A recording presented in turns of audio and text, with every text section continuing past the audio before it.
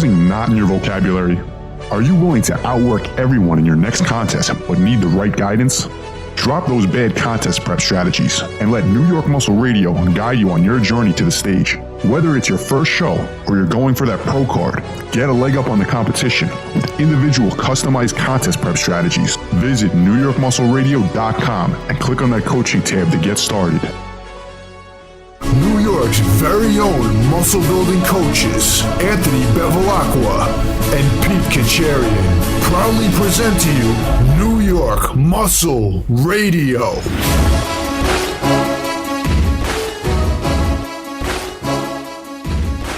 What's up, guys? New York Muscle Radio, episode number 113. It's your host, Anthony Bevilacqua, and I'd like to welcome you to the New York Muscle Radio podcast. If you're a new listener, welcome to the only muscle building podcast on iTunes that gives you all that great information without that fluffy stuff. Today's podcast is going to be on the best workout routine for you. How to set up the optimal training program for yourself. Big guy, my co-host, Big Pete Kacharian. What's up there, Hammerhead? Big Pete is suffering from some heartburn right now. But oh, man. You have heartburn. I have a splitting headache today. Yeah, it's one of those days, huh? Yeah, man. Well, what the hell you have heartburn from? I don't know. I've actually been having a little bit of pain all day. And I'm like, what is that pain? And it's definitely heartburn. And I didn't really eat too much different today than what I would normally eat. So I don't think I ate anything differently. Maybe it was leftover residual from the barbecue yesterday. Yeah, we had a nice little barbecue yesterday, and actually at one point we went out to Dunkin' Donuts, or was it Dunkin' Donuts? Yeah, Dunkin' Donuts, which is like a coffee place if you don't have a Dunkin' Donuts near you or live in a box. I don't know, but it's like a Dunkin' Donuts, Baskin Robbins like combined, and they had what was it called? Polar Pizza. Yeah, it was Polar Pizza. Yeah, it was basically a big cookie with like ice cream on top. It was really good. Yep, in a shape of a pizza. So it was a nice pizza made of ice cream and cookies, which are probably my two favorite combinations for dessert, cookies and ice cream. You know what's funny is that we didn't even Snapchat that. I mean, we didn't Instagram it. We leave out all the good stuff. I don't know why. We why. really do, man. We're terrible at the social media thing. This terrible, is why we need to like, link up with someone who's a social media person so they could take over this shit for us, because actually, they wouldn't be able to, because how could they get the picture of that? They have to hang out with us all day. Hey, that's not a bad job, right? No, not at all, especially if you get to eat the food that we eat. Dude, but that was really good, man. The one that we got 3 different pies because we're lunatics, and the one that was the best one, I don't know the name of it, but it was like birthday cake. So it was like a big chocolate chip cookie with vanilla ice cream, sprinkles, and cookie dough. Cookie dough was in there, like on the ice cream. It was really good. It was surprisingly really good. And it wasn't as sweet as I thought it was going to be. Yeah, that was the only one I had, actually. I didn't try the other 2. That was the only one. I had one piece. That was it. I didn't go ape shit and have the whole pie or anything like that. Wasn't one of those days. I tasted the Oreo one. I mean, it was Oreo, but it was just too much Oreo-y for me. And the third one that we got was like a Reese's peanut butter one. And I'm not really a peanut butter guy. I mean, we talked about that before on the podcast, that peanut butter I can go with or without. But that cookie dough one was the best. Yeah, that was a dessert from the nice steak and fish we had earlier. So it was a good way to finish off the carbs and the extra fat for the day. So it finished it off nicely for me. I totally, I was like, I'm not going to count today. It was one of those days, because I'm at that point in my program where I'm at the weight I need to be. I would like to be a little bit leaner, but I'm not really caring. So I'm like, I could kind of wing the whole day. So I ended up kind of winging the whole day. And, of course, at night, I was like, you know what? Let me just put it in. Let me see what I had. You're probably way under, right? Way under. Way under. That's always what happens. Yep. I'm like, oh, man, I thought I ate a lot. Way under. You know what? We actually didn't eat too much. We made a lot of food, but, it was pretty much – I saw the amount you ate and the amount I ate. Like, we both pretty much just had some steak. Did you have the fish or just the steak? Yeah, I had the fish. I had like 4 ounces of it. Yeah, I mean, the fish is really lean, the steak, and then, not much carbs, especially you eat a lot, so that little bit of ice cream at the end didn't really fill out the whole day. No, even with that, I was like, what the hell? I mean, of course, it was like 100 grams of protein short. I'm like, this is terrible. I hate when that happens. Yeah, I slammed all my protein for the day, like even before the barbecue. So by the time I got around to the steak and the fish, which we ate during the afternoon, evening-ish, and the rest of the night I just had tons of carbs left over. Not a problem a lot of people wouldn't mind, That's actually a horrible problem. I know. Just carbs by I know. itself is terrible. Yeah, so I ended up just having fat-free frozen yogurt and blueberries the rest of the night. That's actually not a bad idea. I mean, you're gonna get a little bit of trace protein in there, but it was I had a few grams left where it still managed to work, but it was like 100-something grams of just carbs left over. Actually, I had white rice too. I forgot about that. Just went home and had white rice. I had a bowl of white rice, and then I had dessert again. So you're tracking kind of like serious. Are you dieting? Are you dieting? No, and not telling me? no. Are you gonna jump in and do the 1980 Mr. Olympia like Arnold did? No, that I'm not was last August, not this year. But no, right now, like I said, I'm not dieting, but I am tapering the carbs off a little bit. But as you can see, since I had so many left over, they're not that low. So I'm just trying to stay within a certain range right now because my body definitely gets insulin insensitive very easily, and I do have to give myself a period of time, even if it's as little as 2 weeks or so. So what does that mean, insulin sensitive? For the people who are listening to this, who are like, what the hell is this guy with the full Hulk talking about right now? So yeah, I mean, everybody kind of uses that term, but I don't think anybody really understands it. They kind of confuse being insulin. They say insulin sensitive, thinking that your body doesn't really handle carbs very well, when it actually means the opposite. So if you're sensitive to insulin, your body will actually take those carbs and use them the way you want. So as a bodybuilder or a physique athlete or whatever, somebody that just wants to look good, if you're insulin sensitive, your body will take the carbs and basically put them into the muscle, fill your muscles out, replenish glycogen. It won't put them in the fat cells, or as much at least. It'll favor the muscle cells over the fat cells. Eventually, and this is the way people you can compare somebody who's lean and muscular to somebody who's fat. The fatter person will not handle insulin very well, and what happens typically is the body will take those carbs and it'll put them into the fat cells instead of the muscles. So when you're leaner and you have more muscle on you, your body naturally handles carbohydrates better. That's how you want to keep it. So it's always better to stay lean. We actually did a whole podcast on that. Yeah. I hate saying that because I don't even know what number it was because we've done so many podcasts. But if you guys scroll back, I think it was on insulin sensitivity. You can find that we actually go in depth and talk all about insulin sensitivity. Yeah, we could talk about it a lot. But the bottom line, as far as to answer your question, why I do little mini diets, I wouldn't even call it a diet, I just call it scaling back my carbs, is because eventually when you keep pounding your body with carbs, a large amount of them over a long period of time, your body doesn't handle them as well, and your insulin sensitivity goes down. You can become insulin insensitive, which is not a good thing if you're trying to put on muscle or if you're trying to stay lean for that matter. So my body definitely responds very well to lower carbohydrate diets to increase my insulin sensitivity. But in general, long term, I thrive really well on high carbs. So my goal is to be able to keep myself lean while eating a lot of carbs. So unfortunately, if I keep them high for a very long period of time, you get to the point of diminishing returns. So I'm trying to make that little window of time where I taper it off work, because if you get too relaxed with it and you don't really do it,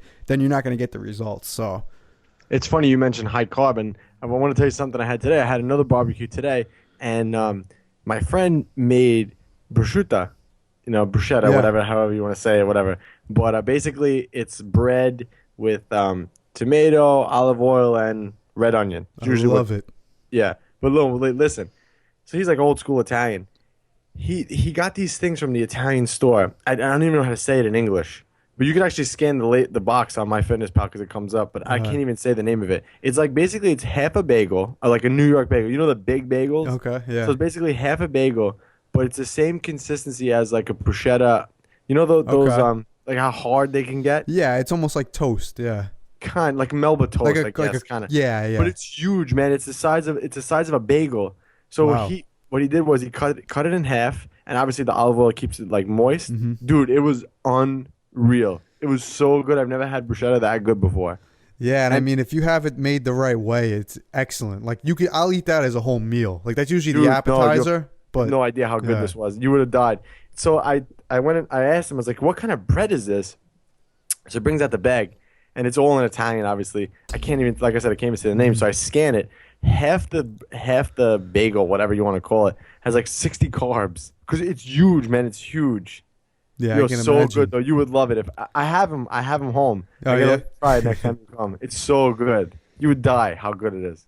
Definitely not good if you want to increase your insulin sensitivity. So, Speaking of which, but if your goal is bulking and you got to get those calories in, and your body's still sensitive to insulin, those are great.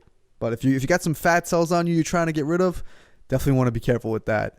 yeah, well, big time. Obviously you got to fit it in for the day. It doesn't matter. Right.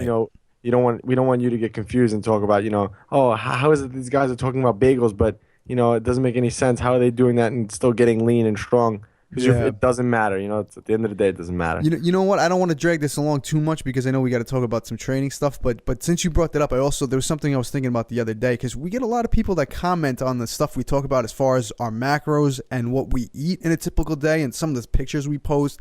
You'll see like we eat huge meals with tons and tons of calories, and everyone, I guess you could say they message us or they comment that they're envious of what our macros are and how we're able to stay lean. And It's a blessing and a curse. Yes, but there should be a disclaimer in there, and the reason that we can do that is because a few things. The major difference between somebody being able to do that and not is the amount of muscle they have on their frame. Me and Anthony are both, I guess you could say, pretty close to our genetic limits in terms of muscle mass. The more muscle you have on your frame, Nah, man, come on. I'm gonna be 250 solid. yeah, well, within the next year or so. then you'll be at the elite level that doesn't factor on the what's that called, the calculator. Yeah. That calculator, the what is that called? I don't even know. I know what you're talking about. Everyone who claims if you're above the certain number, you're not natural or whatever it is. But so if you have more muscle on your frame, you're able to take your macros and bring them that high without storing any extra body fat, because obviously more muscle burns more calories. That plus we've been doing this so long that we pretty much maximized our metabolisms, not even in the short term, but in the long term, because we've gone through so many phases where we've gotten our bodies down to low body fat, then reverse dieted over again in a long period of time. The more you do this, the higher you can keep bringing your calories without your body fat going up. So shameless plug that we talk about that in Cracking the Flexible Dieting Code, the audiobook version only. Yeah, I mean, and that's something in that book. When we talk about it more for in the short term, but it's something you can do over and over again in cycles, and we've done this for years basically at this point. That's why our calories are so high and we're able to maintain relatively low body fat for what we're eating. So that's a disclaimer that should go in there. Don't expect to be able to just eat the amount of food that we eat without putting on body fat if your metabolism's not adjusted to it. So it's funny because I'm sorry to cut you off, but when I first switched over to using like macros only, whatever, for my first contest prep, I was down to 2,200 calories. Dude, the last time I dieted, I was at 3,000. Every single that was prep, a low day. Yes, every single prep, every diet, whatever it is, I diet on more calories, and my carbs for my last diet were higher than what I used to eat in the off season, weighing maybe 10 pounds heavier.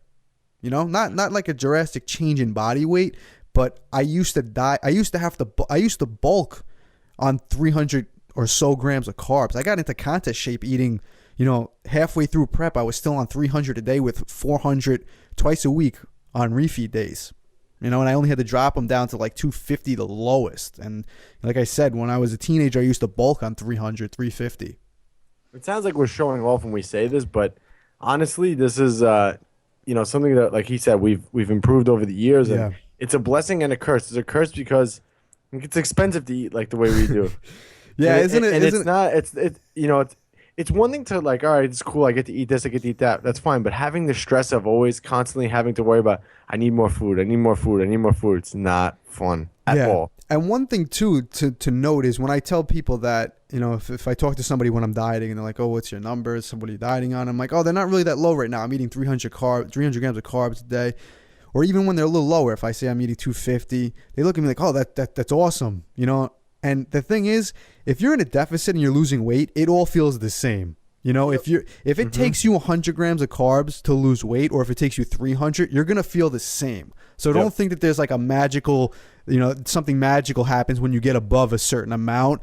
We still feel the deficit the same way you guys do. It just so happens to be more food. But as far as our hunger and our appetites, it's going to be the same as it is for you if we're losing weight at the same rate. Did you yesterday was that big fight, McGregor versus Diaz? I'm changing gears here totally. Yeah. Did you end up watching it? I did actually. I was, I like watching some UFC fights. I'm not a big fan of the sport in general. Like I don't watch every single fight or anything like that. But that was definitely one I wanted to check out. My brother's actually a big fan. So on it. Well, that was the second. That was the rematch between them. So McGregor actually lost the first fight, and this was the second one. And McGregor ended up beating him with a decision after 5 rounds. It was actually a really, really good fight because, UFC is relatively new. People are used to watching boxing and stuff like that. So, a UFC fight that's 5 rounds is really long, and for it to go the distance, 5 rounds like that, it's exciting to watch, especially if it's a good fight. And this was such an evenly matched fight that the decision could have went either way. Yeah, I just like the guy's name McGregor. Yeah, well, it was, man, you should check out the fight. It was really good. It was there was a lot of blood, and it wasn't one of those fights where it's 2 guys just chasing each other around the ring for the whole fight. That. Yeah. Oh my god, I hate that so much. Where they just bounce around the whole time. Yeah, it was. Hey, listen, I wouldn't want to get hit either, but still. No, it was 5 rounds, and actually McGregor was he was mostly boxing, and he was landing a lot of punches on Diaz, and Diaz is more of a grappler. So he was trying to get him with the takedowns, and just didn't work out. But it was a battle all 5 rounds. Actually, it wasn't one of those boring matches. So it was it's probably more exciting than bodybuilding right now, to be honest with you. I know the Olympia is coming up, but nobody seems to care about it right now. The Kevin Levrone thing was the hype for a while, and I don't know what's going on with that, to be honest. I think actually the thing that everyone's watching now is the Olympics. Well, yeah, they're over now. They finished, but yeah. The Olympics. I didn't really watch it too much, to be honest with you. I every time I turn it on to watch it, I get the crap sports. I put it on. It was like polo. I'm like, what the hell? I don't want to watch You gotta watch. I want to watch weightlifting. I want to watch the swimming. I don't want to watch this. Yeah, you gotta watch the. You just gotta stream it online. Yeah, I don't guess even bother watching it. Smarter way. I'm not going out of my way for that. Yeah. But it's funny. Just watching the Olympics in general got me really thinking, and I wrote a status on Facebook about it on my personal Facebook, Anthony Bevilacqua, and it really got me thinking just about success. I'm going to read the post that I actually put up because I was really hoping that people would engage. When you write stuff on social media and you're like, oh, I can't wait to see what people actually write. Yeah. You actually want to a meaning for it, like a real good answer, and no one responds. I'm like, what the the one, and then I post up a picture of my daughter going to the potty, and I have 101 comments, all stupid shit. I'm like, come on. Hey man, I know those feels. I posted a nice little short article on Instagram and Facebook about what was it? I don't even remember. It might have been about I think it was about peak week. And then 10 minutes later, you posted a picture of a log in a toilet bowl, and it got 1,000 likes. And nobody paid attention to my nice long post. So I know the feeling. But go ahead, read your post. I'm actually, right. I saw you. I'll be honest with you. I'm one of those people because I saw the post and I didn't read the whole thing. So of course you didn't, because you're Pikachu. Yeah. All right. So I also posted up a link in this post that I put up. So I'll put the link up on the show notes. So if you guys head on over to NewYorkMuscleRadio.com and click on the episode tabs for this podcast, 113, you can click the link and you'll see what I'm talking about. But so it's actually good that I'm going to read this to you because I'm curious your outlook on it. All right. So I wrote, watching the Olympics lately has got me thinking about success, why some people achieve it and why others don't. There are plenty of people who play all these Olympic sports, but frankly, there's only a handful that make it to that level in their sport. Even financially, why is it that some people just end up making more than others? Is it genetics? Is it hard work? Is it luck? Why do some people achieve greatness while others wish it? So I found a good article on why this may be, and I think it helps answer that question. And basically, I'll summarize the article. The article was basically talking about different steps that people take in order to achieve success, and one of the biggest ones was goal setting. So that was basically the gist of the article. So I wrote, I'm curious what your thoughts are, and that's it. I'm curious what your thoughts are.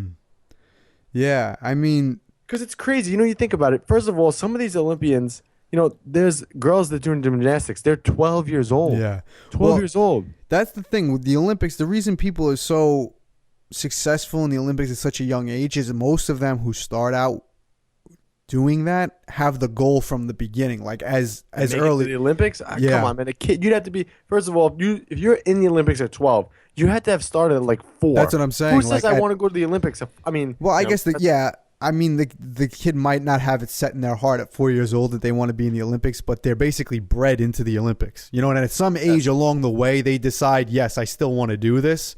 the parent, I guess it's kind of like the parent putting the kid in school and saying, I want you to you got to go, and I want you to do really good. And somewhere along the line, the kid says, you know what, I really want to do good in school too, But at some point, the kid, or even if it's later in life, in an adult life, you make that decision. This is what I want to do. And I think it's really just as clear as making that decision at whatever point, and then just, connecting all the dots along the way. I think that's what it really comes down to.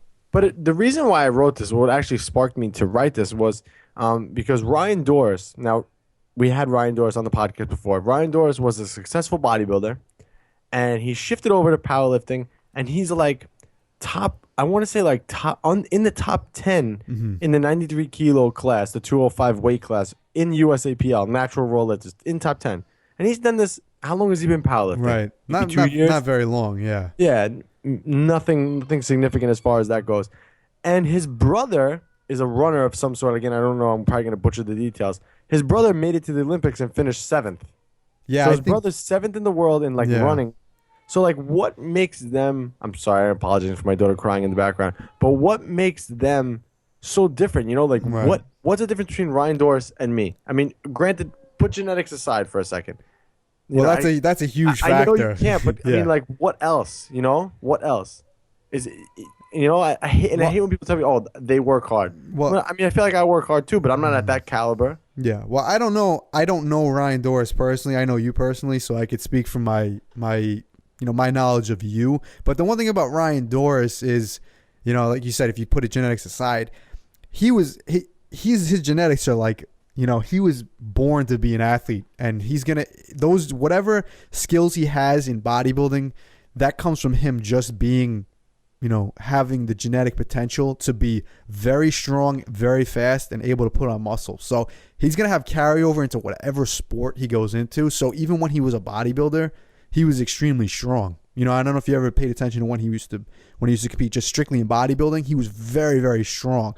So obviously his transition into powerlifting really there was really almost no transition. He was already weight training. He was training heavy.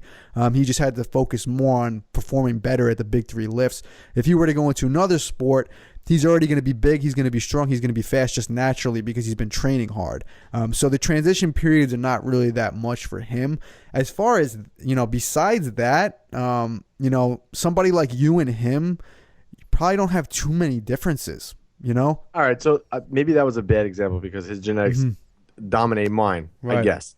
So, okay, change gears. What makes, I guess someone like Steve Jobs, what makes him think so? There's got to be something that ticks in more successful people than normal people, I agree with makes that. Steve Jobs, what's the difference? Was it just something that telling him, okay, I have to just keep doing it? Was it perseverance? Was it his ability to set goals? It's got to be a trait that can be almost learned, there's no way. There's nothing that separates people like that. What is that? It factor. I think it's two things, honestly. And I'm just brainstorming off the top of my head here, so I'm sure I could think of other things. But the first thing that comes to me, I think it's two things, and I think 90% of people have one of them, but not the other. And I think the first one, which is a little more obvious, is they have to be extremely passionate about something and be obsessive over it. Like me and you, we're pretty much, you could say at this point, we're very passionate about bodybuilding, fitness, whatever, and we pretty much have obsessed over it. Yeah, food too. That's a big one. And I think a lot of people have that. So many people who follow bodybuilding, fitness people online, they all say, I want to do that, and they really, really want to do it. And so you have the passion, you have the drive to do it, and I think that's something that's a requirement, and a lot of people have that. But I think the second thing is, like you said, it comes down to goal setting, but more so just having that vision of exactly what you want. And I think that's what separates 90% of the population, because I think a lot of people think they know what they want, but they don't know exactly what they want. You know what I mean? And I think that if you have your mind set on one exact thing, you're not gonna deviate from that at all. Let's say, Ryan Doris, going back to him, if his goal from the start was to just be the best powerlifter in the world, he might have gotten further in powerlifting than he ever had, because he would have never taken any side steps towards bodybuilding, towards whatever else he's doing. It would just be focused on one thing. Like Steve Jobs, if his goal was if he just set his mind on one goal, which I'm sure he did, and he focused on just that, how much better would he have gotten at that? How much faster would he have gotten there? I think that's the one thing. A lot of people have And I'm guilty of this myself. That's why I'm using this as an example. There's been plenty of times in my life where I said, okay, I want to be a professional natural bodybuilder. Then I said I want to do something else. Or I wanted to do bodybuilding, but I also wanted to focus on this, you know? And I think the goal setting part is just picking that one goal and going after that with that passion and determination. I mean, I agree with you 100%, but when it comes to like lifting and stuff, it's hard to just say that because, okay, you know, you want to be the best bodybuilder in the world, but it's not to say you can't do other things outside of that. Right. So it's tough to like, so what do you say? Okay, so you're devoting 100% of your life to being the best bodybuilder or powerlifter that you want to be, whatever. So does that mean that you work out for 8 hours a day, quit your job, and just live in the gym? Like, no, you can't do that. So, you know, what do you mean?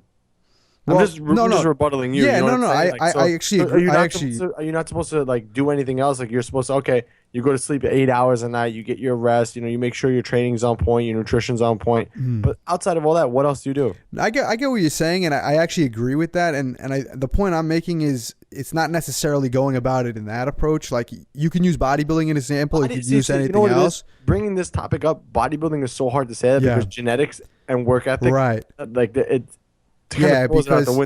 because if it's anything else in life, you could pretty much, with the right work ethic, pretty much you will get it eventually because you're not going to be limited by something like your genetic potential. Exactly. You know, you could pretty much will your way through anything. So let's not use bodybuilding as an example. So let's say your goal was to be, I don't know, let's say you want to be, I was gonna say a professional athlete, but let's not use that. But let's pick a profession. What's a profession that maybe somebody just wants a millionaire. You want to be a millionaire by 40. So let's say at 8 years old, you for some reason you hear the word millionaire, and you say, you know what, I want to be a millionaire. I want to have $1 million in the bank account with my name on it, and you have that, and you truly have that goal set for yourself, and you only focus on one main thing in life. Not saying you have to take away from everything else, but you don't put your focus in any other area. Like let's say when you turn 17, 18 and you go into college with the goal, okay, I'm going to study I'm going to study in business or whatever because I want to become a millionaire. Your focus is not, oh, you know what, I'm in college now for 4 years. I want to party and I want to have fun. You know, you're taking away from what your main focus is. You're thinking 4 years of focusing on something else isn't going to set you back. It is. You know what I mean? So I think having that pretty much tunnel vision is what separates people. Because everybody goes through different phases of life where they still want it, but something else might be more important at that time. And I think that people who set that one goal and don't let other things get in the way with it get there a lot faster. Yeah, I mean, I agree with you on that 100%. You know, setting the one goal. I actually learned that from you, you know, to focus on one thing at a time, which is actually, you know, one of the things I tip my hat to you for, because you just kind of said it to me and it kind of opened my eyes with that. But the one thing that I think I need to improve from a self-improvement point of view is I think I need to set better goals for myself, more clearer goals. Because, you know, of course my goal is I want to make more money. I want to be better in powerlifting, but nothing is really defined. I got to like learn that process, you know. So I guess that's kind of what I'm doing now is learning how to set good goals, you know, good ways to achieve it. Yeah. Because I was never one to like, you know, they say write down your goals. I was never one to do that. I feel like that's so like, you know. Yeah. You know why? You know why I think that works, and it's not because it's not for the reason. Do you do that? No, I actually don't. I got to be honest with you, but I'll tell you why. And the reason I don't write it down is because I understand why it works. Because people think that when you write it down, you know, people say, "Oh, when you write it, it's amazing." Because when you write it down, it comes true. And the reason that I think writing it down rather than just having it in your head is because if you have a goal in your head, it might not be as specific. Then you go to write it down and you look at it. Like if you write, okay, I want to be a millionaire. Like, what does that really mean? Do you want to have $1 million in your bank account? Or do you want to have a house that costs $1 million plus the money to live the lifestyle you want? You know what I mean? So when you go to write that down, I want to be a millionaire, where's the concrete definition of I want to be a millionaire? You know, or what's your definition of it? You know, if that was my goal and I wrote down millionaire, I'd say, okay, so how do I go about becoming a millionaire? Do I just work enough till I get $1 million in the bank account, then I've achieved my goal? Or do I have all the stuff that I want in my life where I would consider myself a millionaire? You know, so I think writing it down does that. So whenever I set a goal for myself, I ask myself what the specifics are. You know, I try to get I try and basically tear it down to the root of it. So, you know, we tell people this all the time with their fitness goals too. When somebody comes to you, oh, I want to lose weight. okay, well, if you just say you want to lose weight, are you actually going to achieve it? Let's make it a little more realistic. Do you want to lose 10 pounds? Do you want to get down to 180? Set something specific, because if you just write down on a piece of paper, I want to lose weight. If you drop 1 pound, you accomplish that, but you didn't really accomplish the goal that you actually wanted. And this is the New York Muscle Fitness Inspirational Podcast. But anyway, no. One more quick question, because we definitely went way over with this. Do you think it's possible to set multiple goals at the same time? So like not in the same area. So simultaneous goals. So like, okay, if my immediate goal is, okay, I wanna be better. I want to deadlift 600 pounds. And then can I set a money goal for myself? I think you could. I think you can. I'm just reiterating the question to you. Can you set multiple goals in your life in different avenues of your life and still be laser-like focused to each one of them? I think you can, but one of them's always going to have to be the primary one. I think you could set other goals, but they're only going to be secondary goals. And if you all right, so I'll use a lifting one. So okay, I want to deadlift 600 pounds. Okay, and then for whatever I want to make 15 grand a month. So those two goals do they overlap? I mean, I guess timing with training, they could. I mean, that scenario, I don't really think there would be much overlap because most people have to balance working out with life in general. So, I mean, that's actually a good example because people do that on a regular basis. People who have full-time jobs, they have to make a certain amount of money just to survive, to support their family, but they also have their goals outside the gym. And for 99% of the population, I'd say, the primary goal is the money. The secondary goal is the 600-pound deadlift or the fitness goals. You know what I'm saying? So that comes after. If your main goal is to make money, or if you're forced for that to be your main goal because you have to survive, you can't say, okay, it's Monday morning at 8 a.m. I'm going to go work out. If that's the time you show up for work, you have to work first. Then when you get off work, you're going to fit in that training goal. So it's going to be by default a secondary goal. But I'm saying you think you could absolutely put 100%. If those were my two goals, whatever. Yeah. Those are my the things I want to accomplish within the next year. You think I could run those simultaneously without having overlap or without having to take one away from the other? I think you could. I think that's a practical question to for our listeners here also, because like I said, fitness has to fit into your life. Yeah, I think it absolutely can. Because you can't say, I want to get a 600-pound deadlift, so I'm not going to work all weekend until I accomplish that. That's what I'm saying. I think you can accomplish both of them, but one of them is going to have to be a secondary goal. So if something happens with the primary goal, the secondary goal is going to have to suffer. It doesn't mean it will, but let's say for whatever reason you have to go on a business trip for 2 weeks or whatever. You're not going to be able to train in your same environment. You're not going to be able to train at the same time. You might not be able to train the same equipment. Your primary goal is still not going to be sacrificed, but your secondary goal is going to have to be. Just by default. I'm not saying it always will, but if something comes up in life, one of them is going to take priority over the other. Well, I just want to say one more thing to you. Yeah. So, okay, now what you just said. Now look at Arnold, for example. Now I've read Arnold's encyclopedia and his autobiography and all that stuff about him, so I pretty much know every detail of his life because I'm just fascinated at the way the guy achieved success in everything. So when he came to this country, his job was to work out, so that's what he did. But he also built up side business. He also did a lot of stuff outside of bodybuilding. So I don't to say that one would suffer over the other. You're right, but you're not right. Well, you follow what I mean? Yes, I get what you mean. But he was able to basically flip that upside down, make bodybuilding his primary focus, then that's true too. He made his money making income was like his side hustle for his main goal. You know what I mean? Like I think he built that concrete business. Yeah, him and Franco started it. Yeah, so they started a concrete business basically just to make money to support their bodybuilding lifestyle. So he knew right from the start his bodybuilding was his main focus. He just needed to support that goal. So the funny thing is, I talked about this whole topic to some of my friends and some of my clients, and one of my clients actually said, "Well, timing also plays an important part in it." And I'm like, "Timing?" I'm like, "Really? How?" And then I'm thinking about it now as I'm talking to you. And when Arnold started the concrete business, there was a huge earthquake thing that happened in California, so people needed a ton of concrete work right after that. So timing, I guess, plays a part in all this too for people. Yeah, I mean, timing's always going to help you out. If it's the right time and place, it can make things a lot easier. But it's always going to come down to balancing it. So whether there was a demand for concrete or not, he still would have had to put in a certain amount of time to work to make enough money to support his main goal in bodybuilding. And, bodybuilding doesn't take that many hours out of your day where you Fitness, can't. man. That word bodybuilding is dead. Fitness, bodybuilding, whatever your goals are, they don't really take, people like to say it takes more time than it does. You really only have a couple hours in the gym, maybe an hour less, whatever it is that you need to reach your goals. Then, the diet you have to fit in throughout the day, and you have so many other hours in the day to focus on whatever your other goals are. So I think that that's a good point, that you could have multiple goals, but I always think you should try and focus on making one of them the priority, because everything in life, whether you want to admit it or not, one of them is the main reason you're doing probably the other goal too as well, for whatever reason it is. If your goal is money and bodybuilding, then it's probably, like, let's say, I don't know, maybe you want to have money and a good body because you want to live the type of lifestyle that you want to live. With the body that you have, you want to feel good about yourself. With the money you have, you want to be able to do the things that make you happy. So in the end, your goal is the lifestyle, and you're doing bodybuilding and business and money making to reach that goal. So,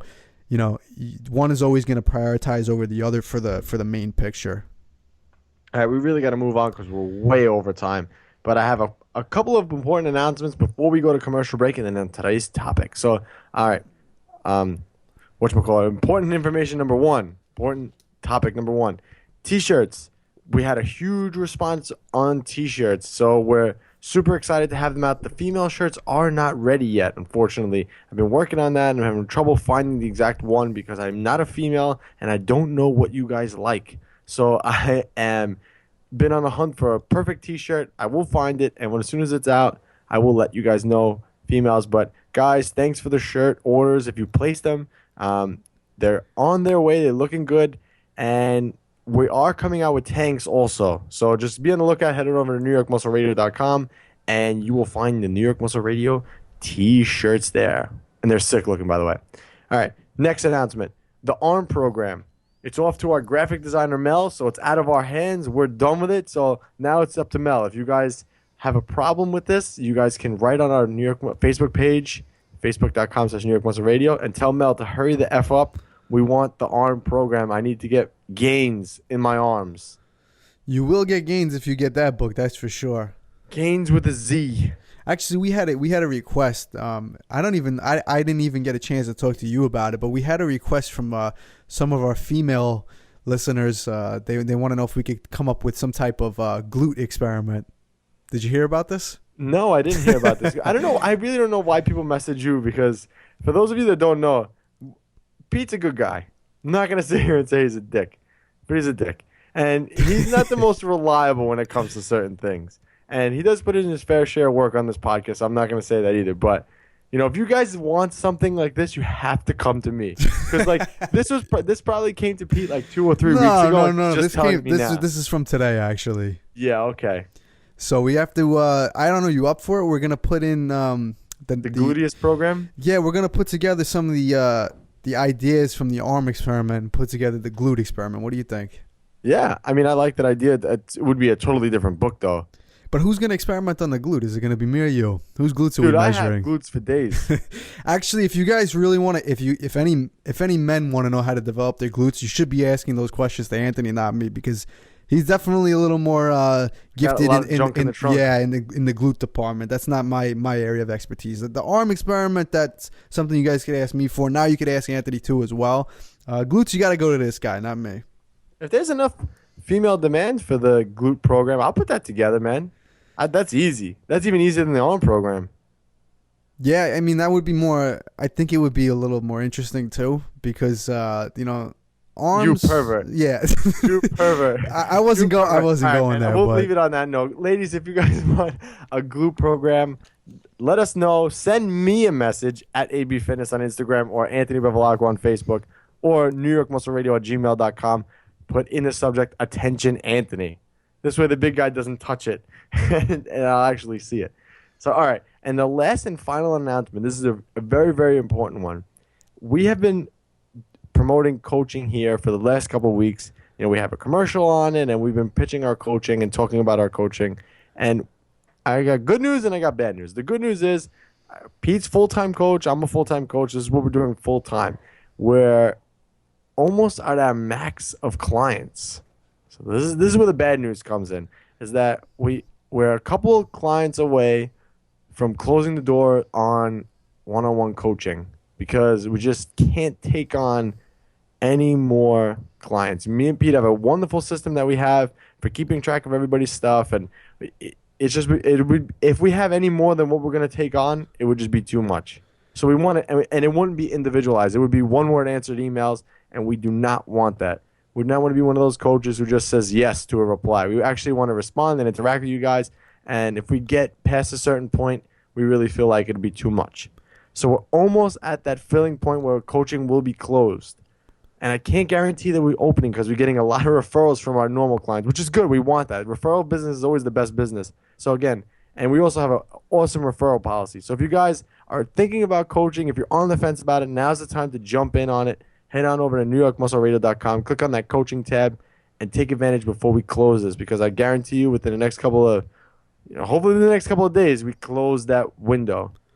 Yeah, and I don't want to freak out any of our current clients too, because you're not going to lose your spot or anything like that. So if you still want to stay with us when your time's up, you're not going to lose your spot. You're included in that. So this is only for new people. Yes, taking on new people. Exactly.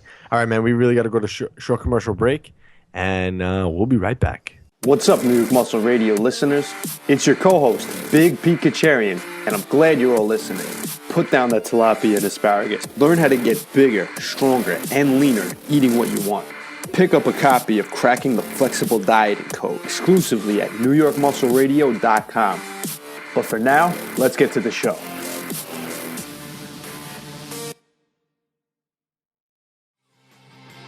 Hey guys, it's your host, Anthony Bevilacqua, and I just wanted to announce that my brand new personal training facility is now open.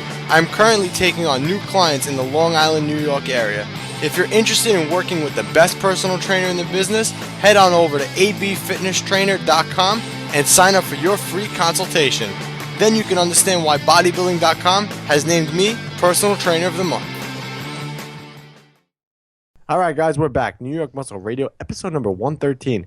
That was probably the longest intro in New York Muscle Radio history. I'm not sure where we were going with that one. We kind of got lost in train of thought over there. But but whatever. That's how the beauty comes to life in that one when we do that. But anyway, we got to get on to the show must go on. Today's podcast, the best workout routine for you, how to set up the optimal training routine for you. And we get these questions all the time. Is my program good? Should something change in my program, blah, blah, blah. And we want to really talk about this and go in depth on how to create your own program. Yeah. So how do we set up the most optimal training routine for you? So I think the first question comes down to, what can you commit to as far as workout days per week? How many days can you commit to working out? What does your schedule allow? You're working 60 hours a week. Are you working 30 hours a week? Are you in school? You have to really think about these things before you even go any further in this. How many days can you commit to working out per week? Do you have a very flexible schedule? Can you fit 6 in? Great. Not necessarily say you have to use those 6 days, but you have to look at outside life first when it comes to this, because bodybuilding should never be, and we just spoke about this in the intro, but it should never be your primary focus. Unless you're Arnold Schwarzenegger or you're getting paid to be a bodybuilder, then it should never be 100% primarily number one goal. Fitness is a part of your life, the same way you brush your teeth every day, same way you watch TV every day, same way you balance your checkbook every day. That's how fitness has to fit into your life no matter what. So it shouldn't be your end-all be-all. You have to work fitness around everything that goes on in your life. Right. Yeah. So, you can't really set up the optimal training routine if you can't fit in the optimal amount of days in the week. So you have to work with what you can first. That's how you're going to have the optimal amount of training days in the week. So if you can only do 4 days, but for some reason somebody says 5 days is better, well, you know what? You got to make 4 days count. So you have to figure out how many days you could actually commit to, because if you try to set up a routine that requires you to be in the gym 6 days a week, but you don't think you could actually make it 6 days a week every single week, then you're going to have days where you're missing training sessions and it's going to throw off the whole program. So you're better off committing to 4 days, knowing you could absolutely do 4 days rather than trying to do 5 or 6, knowing you might not be able to make all 5 or 6. Yeah, exactly. So the next question comes down to, what is your ultimate goal? What's your secondary goal? These are the most important things you have to ask yourself. So let's just say, for the example, okay, I can comfortably fit in 4 days a week of weight training. So now you got to go look into your goal. So what's your ultimate goal? Is your ultimate goal to build mass, get leaner, be stronger? Those are pretty much going to be your three choices as far as your ultimate goals go. And then you have to, like we spoke about earlier, in the 70-minute long intro that we did, you have to make sure that your ultimate goal is really dialed down to a specific thing. Okay, I wanna get up to 205 and be as strong as possible. That's still even a vague goal, but I'm just throwing it out there just for the sake of an example. But you really want to dial in on what your ultimate goal should be. Right, and that's how you're going to be successful in reaching those goals if you dial into what it is exactly you want. So, if you just say you want to get in shape and you have 4 days a week to make it happen, your training is going to be all over the place. You're not going to be moving along trying to get to that ultimate goal because it doesn't actually exist. Your goal is kind of imaginary. So if you say, I have 4 days a week and I want to get as strong as possible at 200 pounds. I want to have a 2,000 pound total or something like that. Yeah, that's a good goal. Then you have a concrete goal right there, Mm-hmm. and you know how to set up your training based around that goal. Okay, every workout that I do in the gym should be focused on getting my body weight up to 200 pounds or whatever it is, and every workout should be focused on getting stronger in the big three lifts. That's the main focus. So you know that those two things are going to play a major role in setting up your training routine. Yeah, I think that's always been my downfall. I always want to say, I want to gain mass, but it's not a specific enough answer. And the problem is when it's not specific like that, it can get very frustrating if you don't get that. You know what I mean? Yeah. So my goal is, I feel like my goal is always build more muscle, build more muscle, build more muscle, but it's never specific. If I really dialed it down and wrote that down, okay, I want to be 205 at 7% body fat, then that would be a concrete goal, like Pete said. And I think that would be a better way to go about it than to just say, I want to gain muscle or I want to lose body fat.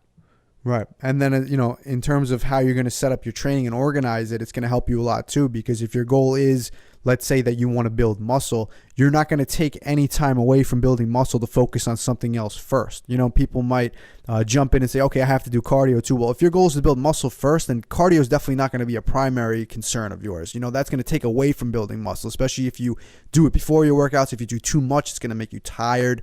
So you're not going to try and do something where if your primary goal is to build muscle, okay, I also want to throw in an hour and a half of cardio a day every time you train.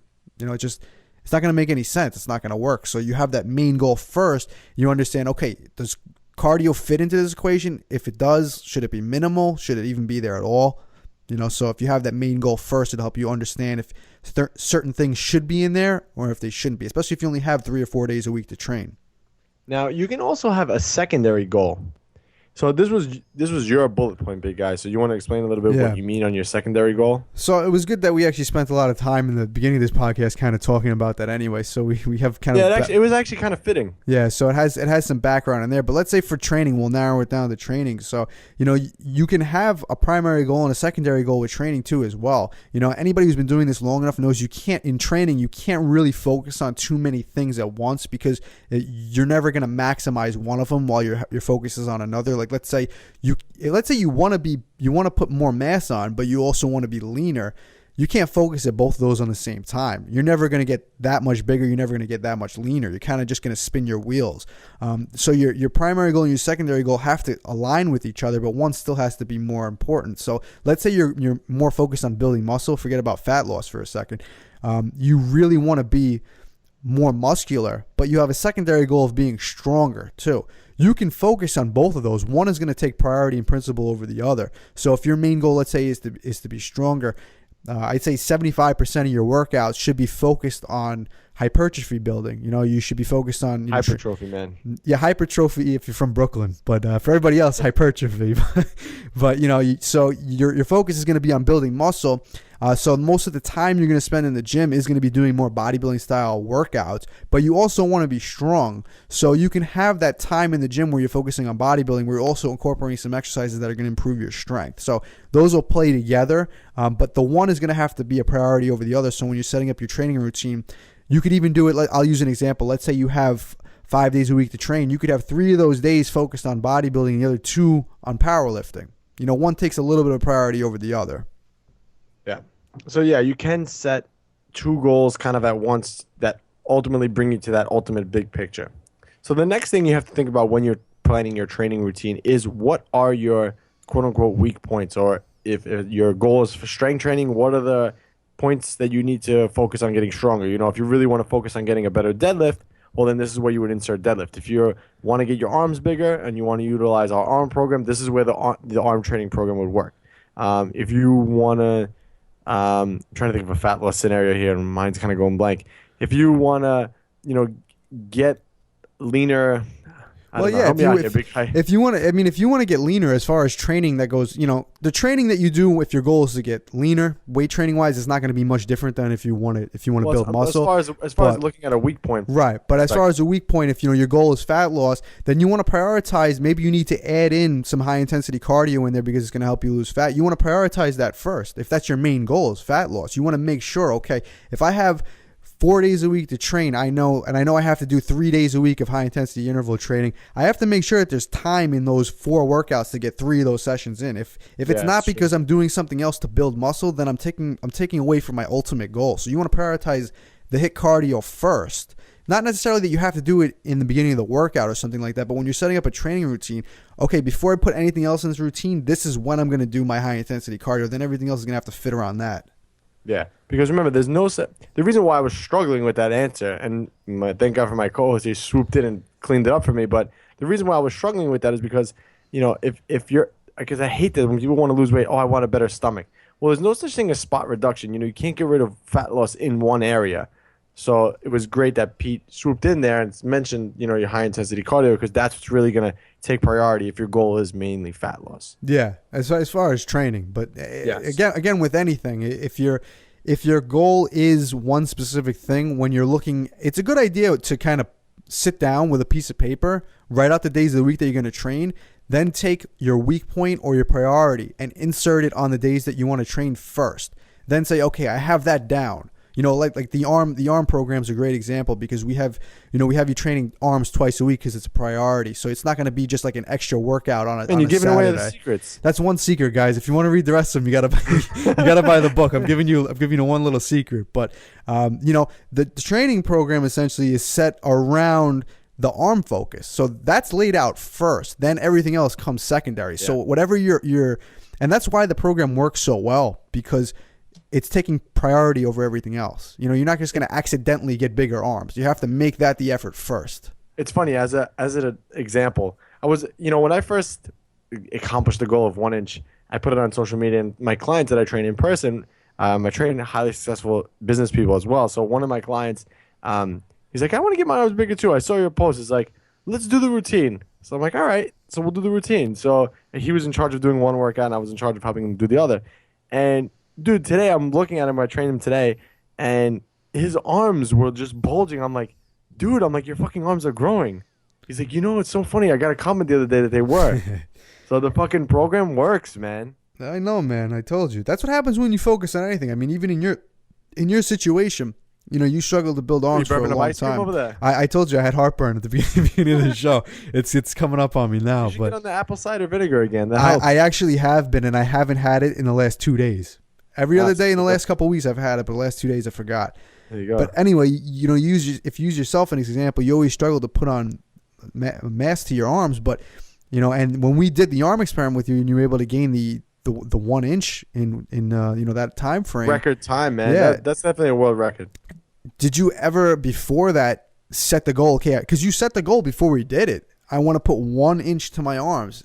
I never set a concrete goal like that. No, exactly. So when you and again, I'm not saying because you wrote it down on a piece of paper it magically happened, but because you set that as a goal in your mind, that was the primary goal. Okay, I have to gain 1 inch in this amount of time. So I know since I trained with you and I helped you with it, I know that you didn't put it as 100% your primary goal, but you definitely didn't let anything else take away from that goal. You fit it into what you were already doing, and it just so happened to work where it wouldn't become neglected from anything else. But had you not made that a focus, you could have easily said, okay, I'll do this workout routine at the end of my workout every day. And do you think your results would have been the same? Probably not.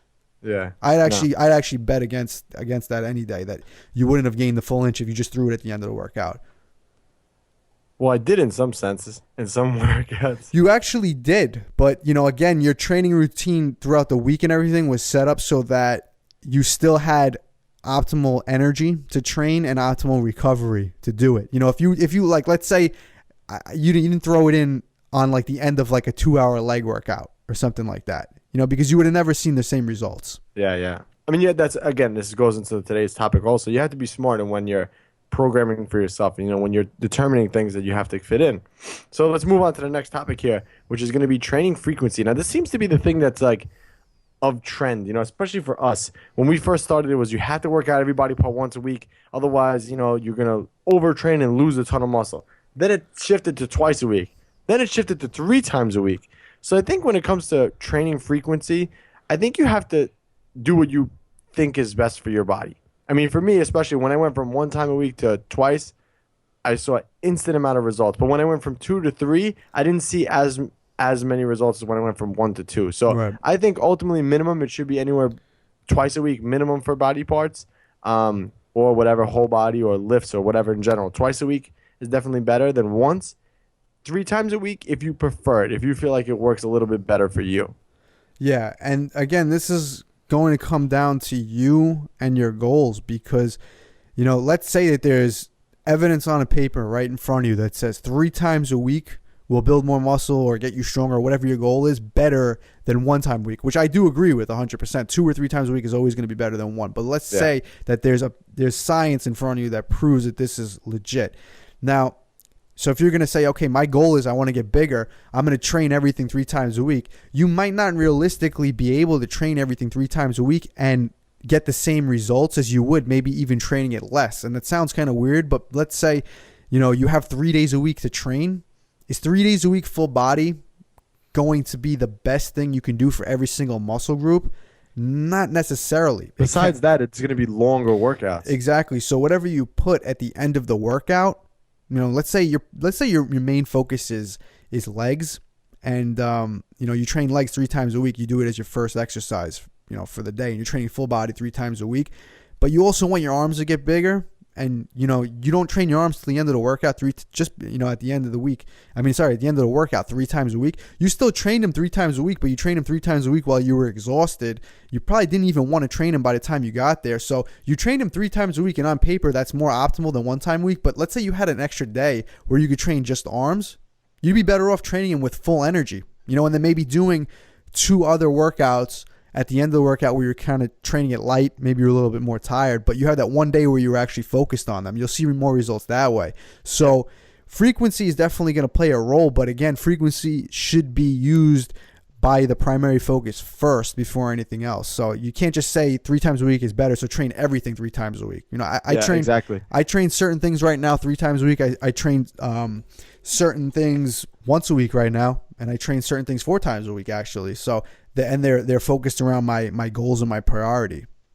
Yeah, and I think that also boils down to the first question that we asked was, how many days can you commit to working out? Yeah. Because I think in the context of it, if you're working 60 hours a week, whatever, and you only have time to get in there 4 times a week, you know, and your goal is whatever, I don't know. I mean, I guess you have to ask yourself all these questions as you do this, but if your ultimate goal is 4 times a week, are you going to be able to do what you need to accomplish in those 4 days without having, you know, any overlap in anything or things not being quote unquote optimal? If you want to do, you know, if you only have 4 days to commit to the gym and you want to train every body part 3 days, that's going to be a long workout that you're going to be doing. Yeah, and it's good. You actually pointed out something that's good to know too, is that there's always going to be something that's overlapping, and there's always going to be something that's going to be slightly neglected. There's no way to optimize everything, you know? And, you know, the point that you should take away from that is you shouldn't be trying to. So, you know, obviously the way me and Anthony train right now, doing additional cardio, that's always going to suffer. Like, because the amount of volume and time we put into training with weights, cardio isn't going to be a main focus. And if we wanted it to, it would only be thrown in at the end of the workouts or on other days when we're probably tired or resting and recovering. So we're not trying to maximize too many things at one time. You know, Anthony's focus right now is getting as strong as possible. So cardio is really not going to fit into the equation, you know? Exactly. And the best is if I have a client who's coming to us, you know, and they want to do powerlifting and they're still doing all this amount of cardio, you know, the good thing is we'd have to scale back the cardio in order to give them more time to train, because the training is ultimately what's going to lead to the stimulus there versus the cardio. It's not going to do anything. Right. Exactly. According to your goal. Yeah, right. Specific to your goal. So if we had somebody with the opposite scenario and they were going to run a marathon, and their goal is to get their endurance up, you're going to need to spend a lot more time doing cardiovascular stuff, and the weight training is going to have to come secondary. So you're not going to want to practice marathon running after doing a 2-hour leg workout. It's just not going to happen. Yeah, that wouldn't be fun. No, and it's just not going to be optimal. It's not going to work. All right, the next thing you have to think about when you're training, planning your own training program is your training volume. Now, when we talk about training volume, we're talking about your reps times your sets times your weights. So that's going to be your overall training volume per body part. Now, you have to also plan out, when you plan out your training, this is kind of tough to explain. When you plan out your training, you have to kind of look at where you're coming from in order to see where you're about to go. So, if, for argument's sake, if I'm doing 3,000 pounds a week on bench press, on chest, whatever, showing it out there, that's what I'm doing. It's very low volume, by the way. 3,000 pounds on bench chest a week. That's what I'm doing now. If I'm stalling out on that, I have to increase that. So you have to kind of know where your training volume is. But you also, at the same time, if you're training your new training block, you don't just want to go from 3,000 to 6,000. You don't want to double what you're doing now. You have to slowly build up over time because the volume is going to be the key indicator in muscle growth. And as we know, more muscle, faster metabolism, more weight loss, especially if it goes fat loss. So I kind of like to look at training volume as calories in versus calories out when it comes to your diet. If you need 2,500 calories a day to lose weight, there's no reason to have 2,000. It's the same thing. If you're getting results on 3,000 pounds a week on chest, there's no reason to do 7,000 because that's going to be too much and you're going to burn out and overtrain. So you have to kind of look at where you are now, where you want to be, and where you want to go. Obviously, the more volume we get in, the more potential we have for growth. Yeah, and that pretty much sums it up. And the only thing to add to that is, especially knowing that the more volume you can add in, the more you'll be able to grow. Is you have to again figure out what it is specifically that you're trying to improve, so you can apply the most amount of volume to that. Because if you try to do super high volume for everything, you're just not going to be able to fit it in. Your workouts are going to be too long. So you're going to have to take, let's say you have strong points, like for me right now, I'm actually implementing something like this myself. My goal is to bring up my back, and it's also to improve my deadlift. So most of my volume around my workouts are spaced on getting in as much volume I can throughout the week on training back and training deadlifts. My arms have always been a genetic strong point for me. So right now, if I have to take time from my workouts to focus more on back, I can't devote a ton of time to doing everything like that. So my arms kind of will take a back seat right now. I'm not going to do super high volume on arms if my goal is to build my back right now, because I get the back training in first, and then whatever time is left over goes to the arm training. It's not a primary focus. So high volume where it's needed, but also scaling back the volume where it's not needed. Yeah, and this is why it's important to know what kind of training volume you're doing now. Knowing where you are now, knowing where you want to be, because this is extremely important. Like I said, calories in versus calories out. It's the perfect way to describe it. If I need, 3,000 pounds a week, I use that again for example, 3,000 pounds a week to make my chest grow, I already know that's my standard. If I'm doing less than that, my chest is not going to grow, so I can maintain on a little less. If I want to bring my chest up, I know I have to go above that point. So again, that's your baseline marker for muscle growth. So now, as far as your split goes, what kind of split are you going to be doing? Upper, lower. There's all different kinds of splits out there. Full bodies, one body part a week. I think you have to do that. Pick one that you like or makes sense to you and that you're going to enjoy. Because obviously, if training is not enjoyable, you're not going to want to do it. If you hate squatting, there's no reason to squat 3 times a week, especially if your main goal is not powerlifting. So you have to do what you like as far as your training split goes. Yeah, and I think it's good to always experiment. Start out with less, then get a feel for it first. Don't just jump in. Like we said, 3 times a week is better than 1 time a week. Don't just jump into training everything 3 times a week. You could even start with everything once a week and then say, okay, you know what? I definitely want to spend some more time building my back, and I feel like I could do another workout in there. Okay, start training back twice a week, but everything else, keep it at 1. Do that until you feel like you could add something else, or if you need to add anything else, you might find right there, oh, you know what, you're getting the results you want. Again, this comes back to everything. I say this all the time. Don't do anything more than you have to get the job done. You want to do it on as little as possible that you need to get the job done. So, if you find a routine that you're comfortable with and you want to think outside the box and add to it, It's definitely a good thing to do, but do it slowly, one thing at a time. You know, my routine right now, if you were to look at it, it looks crazy. It looks all over the place, actually. On paper, if you just look at it and you don't know why I'm doing anything, it looks like it doesn't make any sense. But the fact is, it pretty much evolved like that over time, just from adding things, moving things around. And I didn't just jump right into that. I didn't go from training one body part a week to now training things multiple times a week, 3-4 times a week, with workouts that just kind of are all over the place. It was, it evolves over time, and that's how you have to go about it. Yeah, so the next two topics when creating your own training program are going to be all boiled down to personal preference. It's going to be exercise order and exercise selection. Now, exercise order, actually, you can kind of say it's going to be fitting to your goal. Obviously, if your goal is to bring up your back, you're going to be training more your back, earlier in your workout when you're more fresh versus, putting it at the end of a workout. But I like to say personal preference for both because it's going to boil down to what you want to accomplish. Exercise selection is all going to... Every person's built differently. So for me, I get the biggest pump out of my arms when I do concentration curls. For Pete, it's when he does heavy, sloppy cheek curls. And that's just personal preference. So that, for me to do a barbell curl like that, I'm not really getting as much out of it as when he's doing it. And the same thing with chest. If I feel like barbell gives me the most growth, there's no reason for me to go do dumbbells. Whereas Pete may be the opposite. Right. So exercise order and exercise selection are all going to boil down to personal preference. With exercise order, aside from putting your weak points first. It doesn't matter. If your back, you want to bring it up, you're obviously going to put that in the beginning of your workout. Whatever you do after that is all going to be boiled down to what you like. It doesn't matter at that point.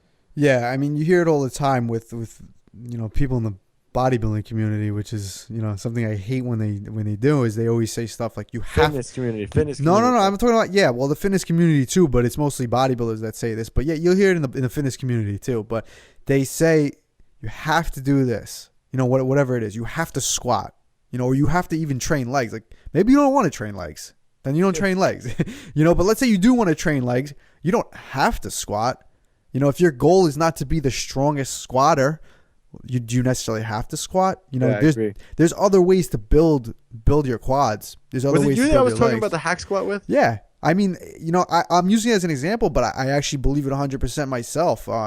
If you told me if my goal was still at one point in my training career, my goal was to have my legs be the biggest and strongest they possibly could, and I was squatting, at that time, if you were to tell me, listen, you cannot do a barbell squat ever again, would I think that I would not reach my goal? No, because there are other exercises that I could do to reach that goal. And you mentioned, hack squats are definitely one of them. For myself, at least, I definitely got the same benefit from doing hack squat as opposed to barbell squats. Even to some degree, there's benefits of the hack squat over the barbell squat. So there's none of this.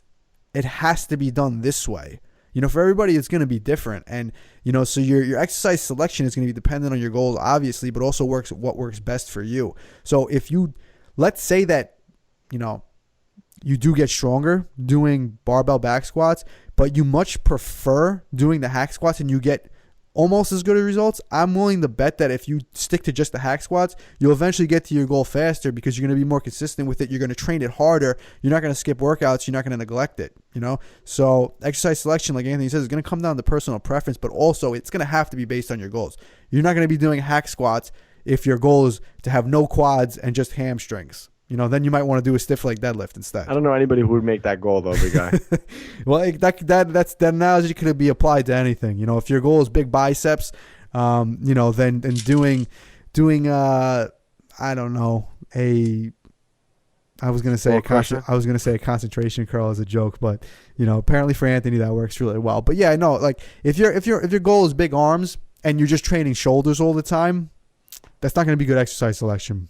I hate when I was listening to another podcast. I'm a big podcast listener. Obviously, I have a podcast. So I listen to other people's podcasts. And I was listening to one outside of the fitness industry. And the guy was talking about his workout routine that he does. Well, I was actually listening to two. One guy was saying that he doesn't do any arm work, direct arm work, and he gets everything out of doing everything other than direct arm work. So pull-ups, bench press, that's going to develop his arms. Okay, so I laughed about that. Yeah. And the other guy was saying that in the morning, he wakes up super early, like 4:45 or something like that. He works out for 20 minutes in his house, push-ups. His exact words were, the way I hold a plank, it's equivalent to 8 minutes of doing ab work.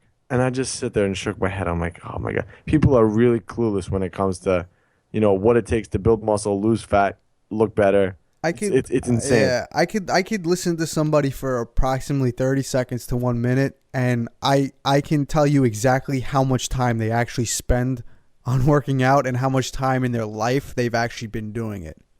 Just by things they say, because there's no way you can compare a plank to doing straight ab crunches or something like that, the equivalent. And anybody who says that the stupid thing about the arms with the compound lifts, they just read that off the internet somewhere. That's like the most, regurgitated thing on the internet. Oh, you don't need direct arm work. I do pull-ups and overhead press, and it works. It works the arms. No, it doesn't guys, even make sense. It doesn't. It doesn't even make sense. Hey guys, so secretly the arm training program is just basically pull-ups and push-ups. Yeah, guys, you don't need the arm training program. Just do pull-ups. Watch, your arms will grow to 18 inches. Just do pull-ups. Overnight. All right, guys. Well, that was today's podcast. How to set up your own workout program and finding the best workout program for you. And these questions, if you ask them in order, will help you design the most optimal program for you and your goals. So again, this was New York Muscle Radio, episode number 113. You can follow us on this Instagram. I'm at AB Fitness and Pete's at Jacked Fitness, JAKKED Fitness. Send us a like on there and we'll shout you out on the next podcast. And if you want to connect with us on Facebook, you can do so at facebook.com/New York Muscle Radio. But until the next one, big guy, it's your turn, buddy. All right, guys. Pete and Anthony, New York Muscle Radio, and we're out. Enjoyed this episode of New York Muscle Radio? Make sure to hit that subscribe button, leave us a 5-star review, and be sure to follow us on Facebook, New York Muscle Radio.